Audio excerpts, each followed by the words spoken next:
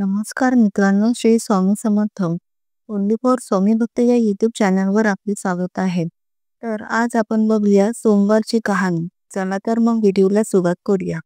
आटपाट नगर होतं. तिथे एक राजा होता. त्याला 4 बायका होत्या.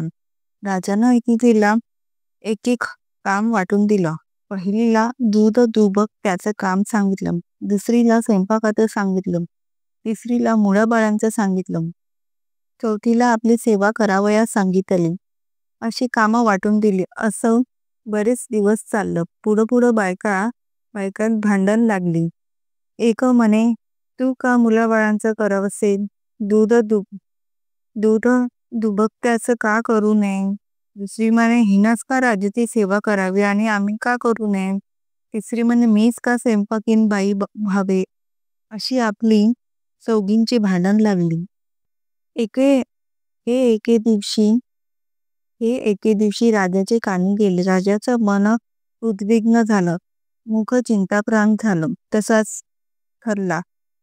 कचेरीत गेला. इतक्यात तिथं वसिष्ठ ऋषी आले. राजानं त्यांना नमस्कार केला. बसायला आसन दिलं. वसिष्ठांनी राजाचं तोंड पाहिलं. चिंताक्रांत दिसलं. वसिष्ठांनी कारण पुसलं. राजानं सांगितलं. ऋषी व राजा उठले. राणीच्या महाली गेले. 4 राण्यांना एका ठाई हाक मारली. भांडणाचं कारण पुसलं. राण्यांनी सांगितलं. पहिली म्हणाली, मीच का असं करावं? दुसरी म्हणाली, मीच का असं करावं? अशी आपली चौघींनी कारण सांगितली. राजा म्हणाला, मला आपली ह्यांना हीच कामं सांगावीशी वाटतात. तेव्हा वसिष्ठांनी अंतर्दृष्टी लावली. भांडणाचं कारण शोधून काढलं. नंतर ते पहिल्या राणीकडे वळले. तिला म्हणाले, अगं तुला दूध दुबक त्याचं काम सांगितलं आहे ना? ती म्हणाली, हो. तर मग एक आता तू. आदल्या जन्मी गाय होतीस. रानात नेहमी चरत असीत. तिथं जवळच एक शिवलिंग होतं. भर 2 प्रहरी त्याचवर तू दुधाच्या धारा धरीस. त्याच्यावर अभिषेक करीस. त्यामुळे तुला हा जन्म आला. राजाची राणी झालीस. पण गेल्या जन्मीचं व्रत अपुरे राहिलं. ते पुरं व्हावं म्हणून शंकरानं ही आज्ञा राजाला केली. त्यानं ती तुला सांगितली. ती तू मान्य कर. नवराचं मनी शंकर धर. जसं तो सांगेल तशी तू वाग. म्हणजे तुझं कल्याण होईल आणि शेवटी कैलासाला जाशील. अशा ऋषींनी आशीर्वाद दिला. राणीनं त्यांना नमस्कार केला. भांडण सोडून दिलं. सुखा समाधानानं वागू लागली. पुढं काय झालं? ऋषी दुसऱ्या राणीकडे वळले. तिला विचारलं, तू का ग भांडतेस? ती म्हणाली, मीच का स्वयंपाकीन व्हावं? ह्याचं मला कारण सांगा. ऋषींनी अंतर्ध्यान लावलं. कारण शोधून काढलं. ते म्हणाले, बाई, आदल्या जन्मी तू एक गरीब ब्राह्मणांची बायको होतीस.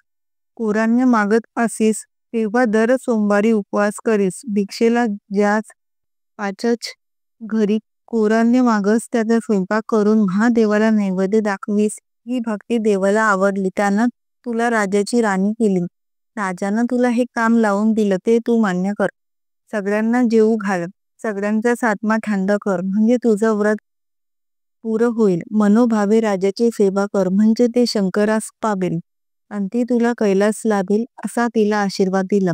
राणीनं ऐकल्यावर ती सुखा समाधानानं वागू लागली. पुढं ऋषी तिसऱ्या राणीकडे वळाले. भांडणाचं कारण विचारलं. राणीनं सांगितलं. ऋषींनी अंतर्ज्ञान लावले. पूर्वजन्मीची हकीकत जाणली. राणीला म्हणाले, आदल्या जन्मी तू वानरी होतीस. दर सोमवारी चांगली फळं शंकराला अर्पण करीस. स्वतः आपण उपवास करीस. असा तुझा नियम असेल म्हणून तुला देवानं राजाची राणी केली. तू दिलेल्या फळांची देवानं तुला मुलं दिली. राजानं ती तुला सांभाळायला लावली. ती तू आनंदाने सांभाळ. सुखानं वाग. ह्यातच तुझं कल्याण होईल. तुला शंकर प्रसन्न होईल. असा तिला आशीर्वाद दिला. राणीनं नमस्कार केला व सुखानं वागू लागली. पुढं काय झालं? ऋषी चौथ्या राणीकडे वळले. तिला भांडणाचं कारण विचारलं. तिने सांगितलं. ऋषी म्हणाले, आदल्या जन्मी तू घार होतील. आभाळात तू उडत होतीस. त्याच्या खाली एक शिवलिंग होतं. भर 2 प्रहरीत त्याच्यावर छाया धरीस म्हणून तुला शंकर प्रसन्न झाला. त्यानं राजाची राणी तुला केली आणि छप्पर पलंगावर बसविली. असं त्यानं तुला सुख दिलं. तसं तू राजाला दे. म्हणजेच तुझं कल्याण होईल. असा आशीर्वाद दिला. ऋषींनी 4 राण्यांचं समाधान केलं.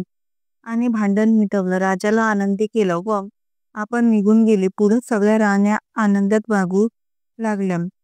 तशा तुम्ही वागा. ही 60 उत्तरांची कहाणी 5 उत्तरे सुफळ संपूर्ण आहे.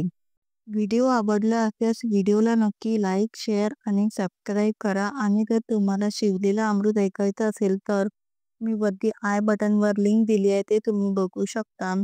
आणि मनाचे श्लोक आणि त्याचा अर्थ बघायचा असेल तर मी डिस्क्रिप्शन बॉक्समध्ये लिंक दिली आहे, ते तुम्ही बघू शकता. धन्यवाद. श्री स्वामी समर्थ. जय जय स्वामी समर्थ.